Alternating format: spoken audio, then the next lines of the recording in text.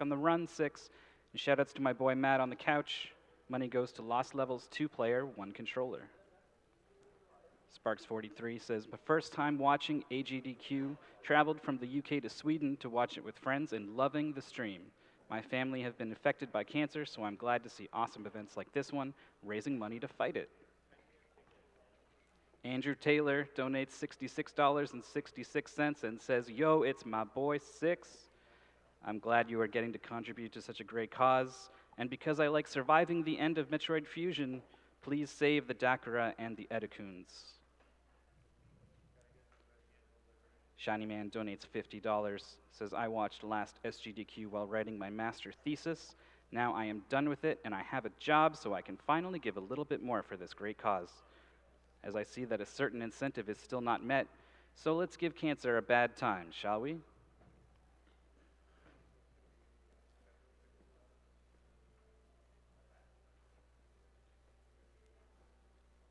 We got a lot of donations coming in. It's great to see the support. When you donate, you can choose to put it towards a number of our incentives. Not too many left because we're coming up on the end of the marathon. But if I may throw my weight around as your host, I suggest the bonus task, Gradius. It had a spot in AGDQ 2014, but some desyncs proved too strong. If you want to see TaskBot take on Gradius again, there's only $7,000 out of $40,000 towards that, so it needs quite a bit of love. Think about that when you donate.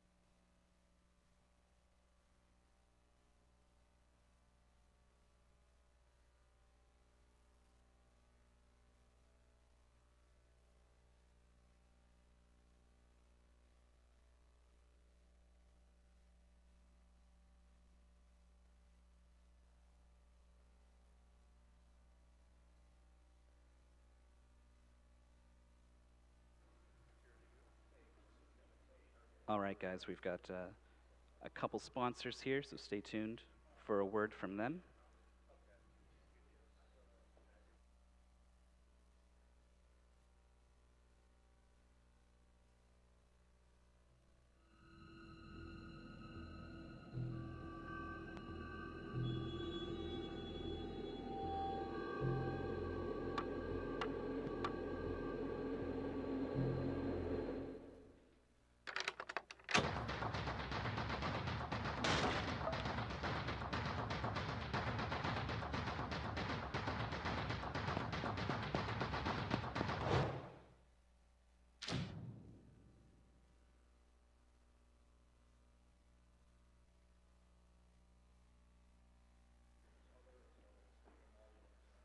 MagFest is one of our sponsors. They hold video game music concerts all over the US and soon the world, gaming events, and their flagship event every winter in Washington, D.C.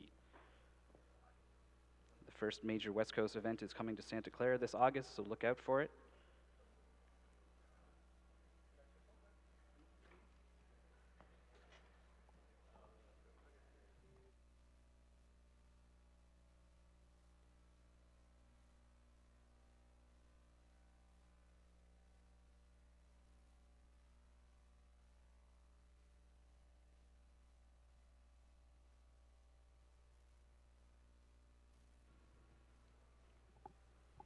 Cameron Gilchrist donates $25, has been watching since 2011.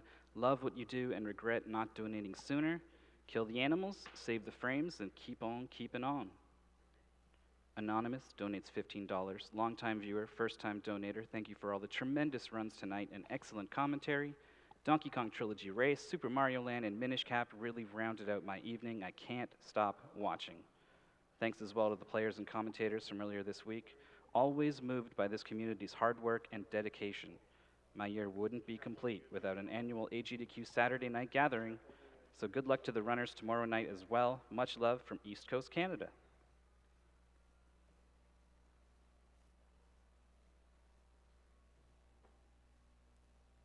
Hero of Time donates $25 and says, "Yeah, ha, ha, ha.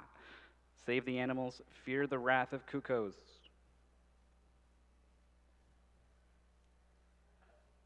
Fierce Deku donates $20, says, "Shoutouts to the production crew. It's a big task to stream for 7 straight days, switching between every imaginable gaming platform and handling everything else that goes on behind the scenes. I don't know how you pull it all off so smoothly, but the quality of the stream is unparalleled." Thank you so much. Javs2311 donates $75. Good luck, and thanks to all the runners, hosts, and crew for a great event.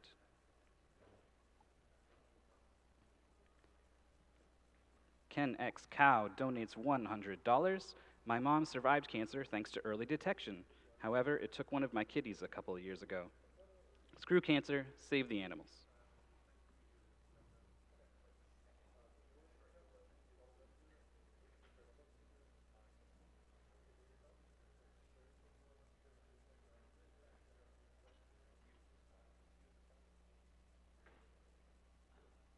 Anonymous donates $40. Longtime watcher, first-time donator. My grandfather passed away from cancer a few years back, and I personally know many people whose lives were affected by cancer. Kill the cancer and kill the animals.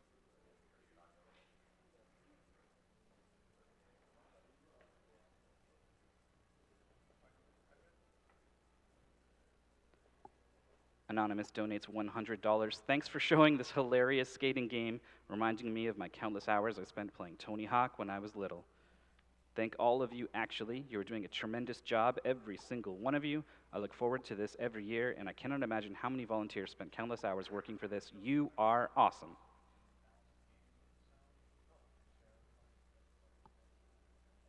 Anonymous donates $30. Longtime watcher from Sweden. It has been an awesome event. Keep it up, and good luck to all the remaining runners. Kill cancer and save the animals.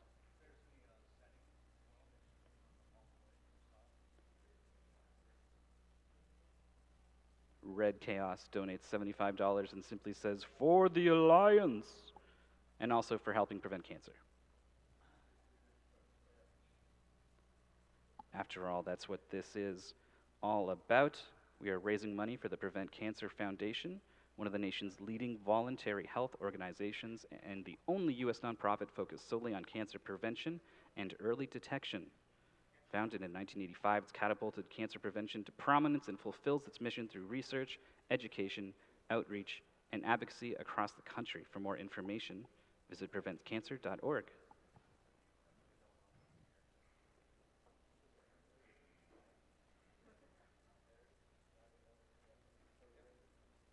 Keep in mind that when you donate it, you can put it towards a number of incentives. Coming up pretty soon, TaskBot's going to be playing either a Nintendo game or a Valve game, and you can donate to decide which one it will be. Valve has a very, very big lead, about 12,000 over 6,000. So if you want to see a Nintendo game played by TaskBot, you're going to need to get those donations in soon. We've also got naming the character for Dark Souls 3, file name choice for Wind Waker, and of course, the fate of the animals in Super Metroid. All right, we are ready with La Hulk playing Pitfall, the Mayan adventure. Are you guys ready? Nice. Yes, I am too. All right.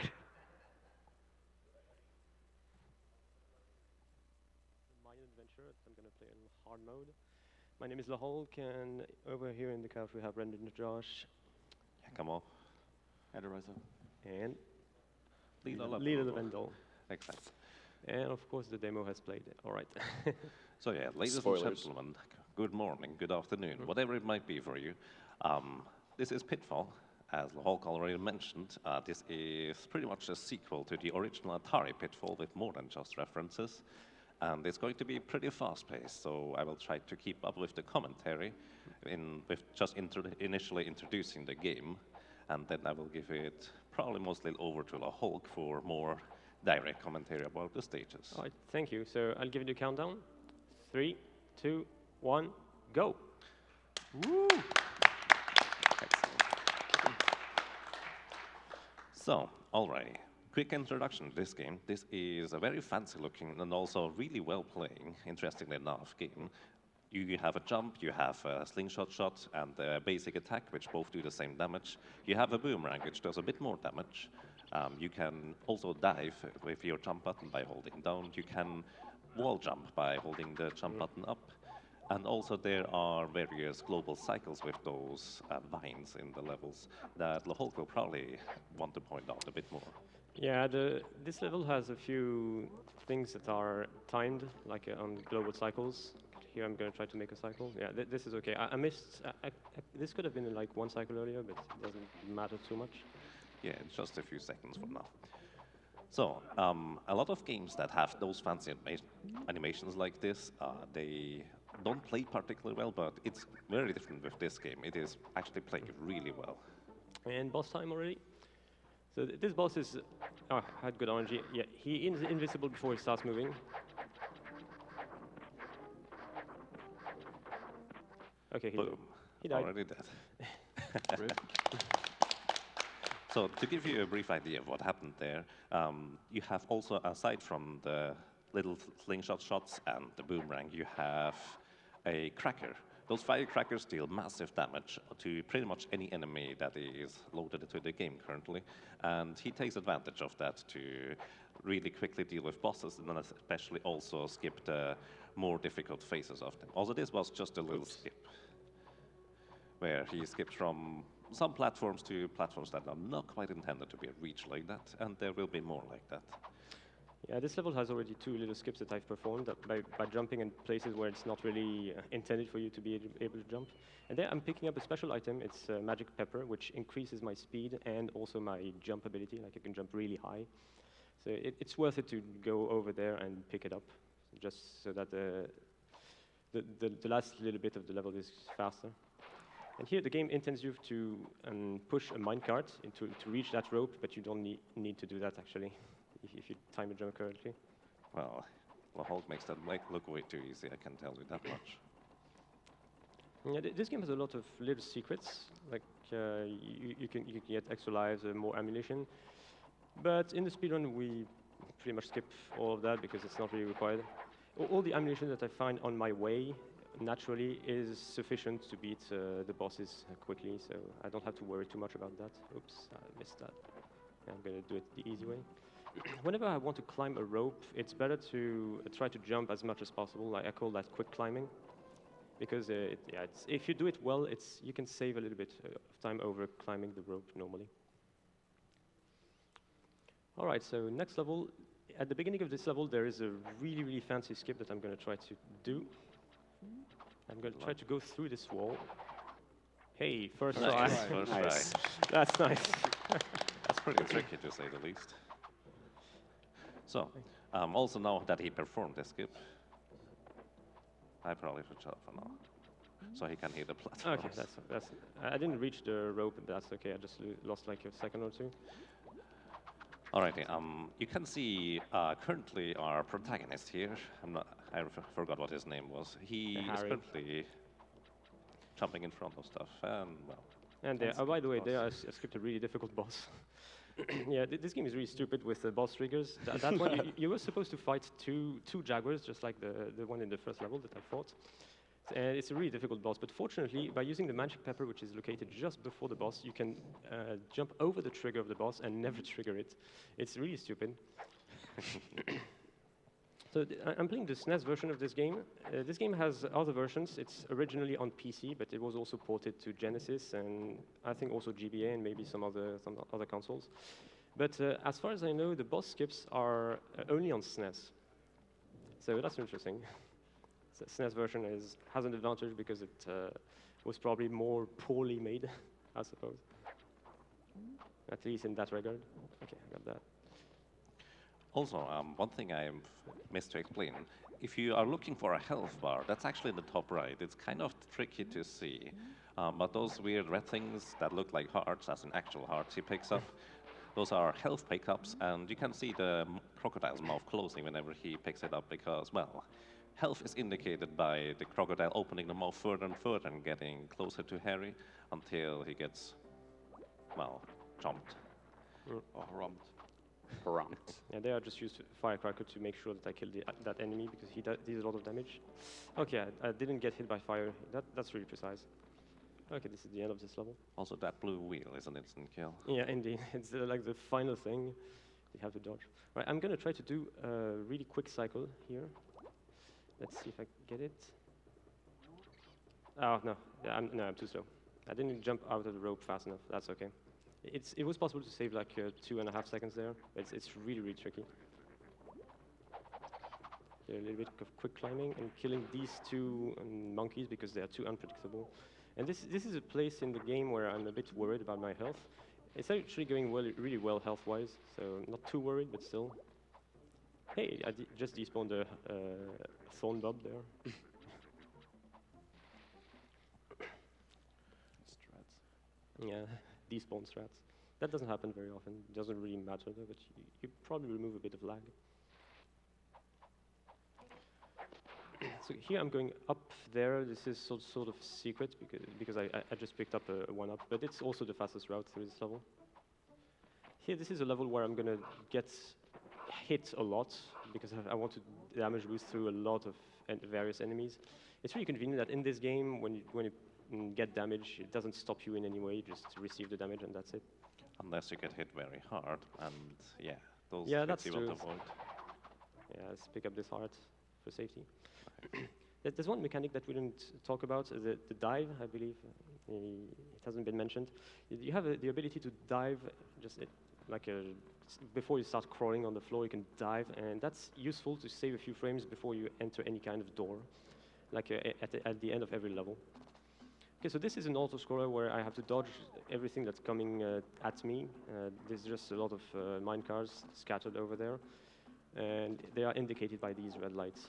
Oh, and these ghosts are actually not retailable because if I hit them, they will just put me off balance, but they don't kill me. The obstacles do kill me. And now is a good time for donations, by the way, if there's any.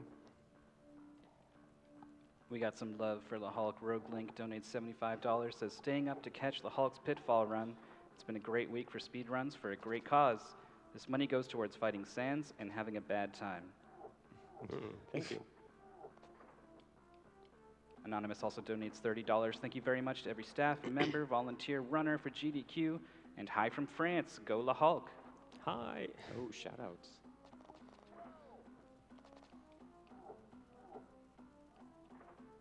Yes, I just showed it off there. Oh, man, I be hit. Yeah, that's okay. You just can't move or jump down or up for a few seconds, but it hardly even matters because generally the next obstacles are too far away for it to matter. Is this section set automatically, or? Yeah, yes, there's no RNG whatsoever in this level. It's always the same. Also, RNG, for anyone who does not know, means random number generator. Basically, just Yeah, anything that's random in the game. randomness. Okay, there I casted a stone just in case that snake would show up before. I'm doing really well on health, so I'm just not even gonna bother killing that skeleton. Oh, nice cycle. Yeah, these platforms are on a global timer for the whole game. So you cannot really know what cycle you're going to be on when you get there. So generally it's better to not try. If you see that you have an opening, it's better to just wait for the next one, unless you really see the platform turning in your favor immediately when you get there, which is quite lucky. Also, the Hulk just picked up an hourglass, which stops all enemies in their tracks, and they don't deal any damage, which is really convenient. Here we're going to go to a very hard boss, but it's okay, I'm skipping it too. Yeah, that boss is supposed to be the Jaguar Warrior, like a jaguar who also turns into a human with a spear, and he's actually really hard. So it's very convenient that you can skip him. And the skip doesn't even work the same way that the previous skip. In the previous skip, you just jumped over the trigger, but in this one, I jump into the trigger, but I also frame perfectly jump out of the floor. Like I've perfectly rebound, and if you do that correctly, the boss never activates. It sounds hard, but it's actually pretty easy because this game has a pretty generous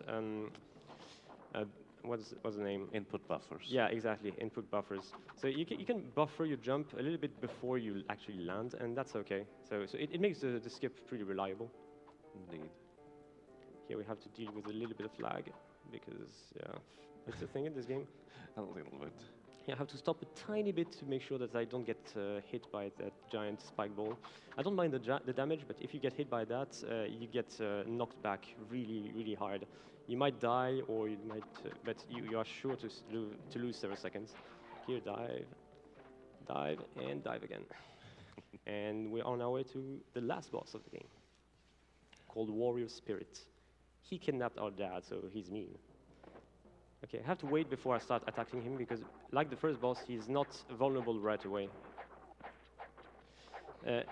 So my primary form of damage is the firecrackers. He's probably dead now. He can buffer some damage. Okay, he died. So I hit him with firecrackers. Get me on time is going to be on at the fade out, and time. Sub 11. Oh my God, sub 11. Yeah, that's really, good. really sick. That's amazing. That's really sick. My PB for this is 10:49. Son. What took you so long? Come on, it took me 11 minutes. What do you want? So yeah, this is original Atari Pitfall, dude. It's pretty fancy. In this game, there's some sort of side quest. You can pick up all the Pitfall letters, like P-I-T-F-A-L-L, and you get a little bit of a different screen at the end if you do that. So it's not very interesting, to be honest, but yeah, it's some sort of 100% completion if you want. Indeed. There's also actually Atari Pitfall inside this game somehow. Yeah, it's something I could show off. It would only be like 1 minute if I have the time, if I may. Sure. It's okay. Okay, I reset the game and show that off to you. It's kind of neat.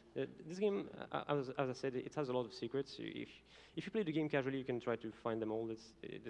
You will really be rewarded for your efforts of finding everything. And there's also, okay, I'm just gonna show it off. I'm a filthy casual, so I'm gonna use built-in code to access any level I want, and I'm gonna go for the ruins. It's Filthy. Yeah, it's the So 4th level. filthy. Hacks. Yeah, it's the 4th level. You see that on this platform, there's a very strange looking snail, and you can get over there if you jump from here. There we go. And also, if you're doing the letters, this is where the eye is located. So there's a hidden cobweb in there, and oh, a vortex. And if I get in there, Whee! ta-da!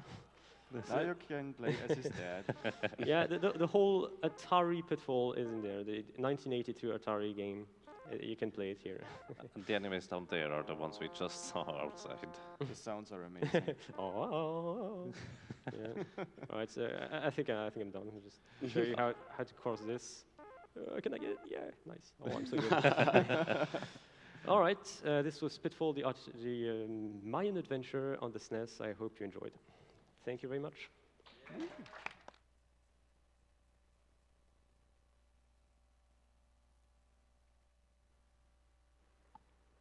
Thank you so much, the Hulk, one of the greatest Super Nintendo speedrunners out there.